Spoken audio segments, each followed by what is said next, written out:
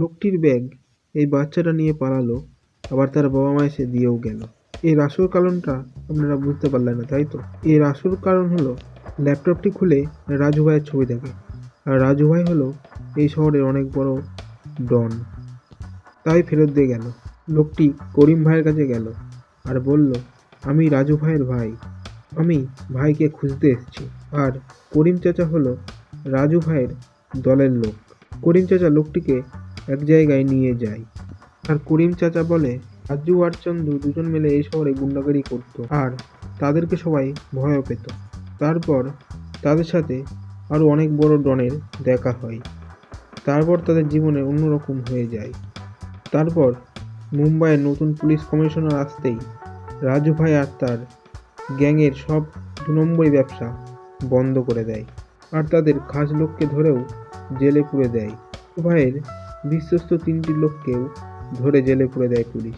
রাজু ভাই বলে, শালাদের পয়সা দিইনি বলে আমাদের পেছনে পড়ে গেল পুলিশ, মুম্বাইয়ে কি আমরা একাই এই ব্যবসা করছি? তখন চান্দু তার দলের একজনকে বলে, চল আমার সাথে। তখন সে বলে, কোথায়? তখন চান্দু বলে, মেয়ে দেখতে। সেদিন কমিশনার মেয়ের বিয়ে ছিল। চান্দু সেখানে যায়।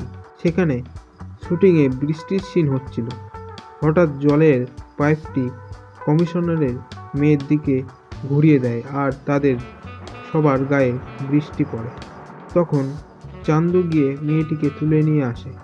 চান্দু এসে বলে, শুটিংয়ের পারমিশন দিইনি বলে তার মেয়েকে তুলে এনেছি। বিয়ের আগে তার মেয়েকে পেতে গেলে তাদের সব লোককে ছেড়ে দিতে হবে। তখন রাজু ফোন করে কমিশনারকে বলে, আপনাদের মেয়ে আমাদের কাছে খুব ভালোভাবে আছে, কিন্তু তাকে পেতে গেলে আমাদের ছেলেদের ছেড়ে দিতে হবে। তখন কমিশনার বলে, আমি তোদের কথায় ভয় পাই, আমি তোদের কাউকে ছাড়বো না। কমিশনার তার ফোর্সকে বলে, শহরের প্রত্যেক কোণে কোণে খোঁজ নাও, রাজু আর চন্দ্র যেন বাঁচতে না পারে। তখন আরেকটি পুলিশ অফিসার বলে, স্যার রিয়ার বিয়ে, এখন এত কমিশনার রাজু আর চান্দুর টিমের সব লোকজনকে ছেড়ে দেয়। রাজু চান্দুকে ফোন করে বলে, কমিশনার আমাদের সব ছেলেদেরকে ছেড়ে দিয়েছে। তখন চান্দু বলে, কমিশনারের মেয়েকে ওদের বাড়ি দিয়ে আসতে। মেয়েটি সেই কথা শুনে বলে, আমাকে 2 ঘন্টা পরে ছাড়তে পারবে? এখন ছাড়লে বিয়েটা টাইম মতো হয়ে যাবে। মেয়েটা তখন গাড়িতে যেতে যেতে বলে, আমার বিয়ে করার কোনো ইচ্ছা ছিল না, তখনই ভগবান তোমাকে পাঠিয়েছে। ভিডিওটা ভালো লাগলে like, comment, share and subscribe করে দেবেন প্লিজ।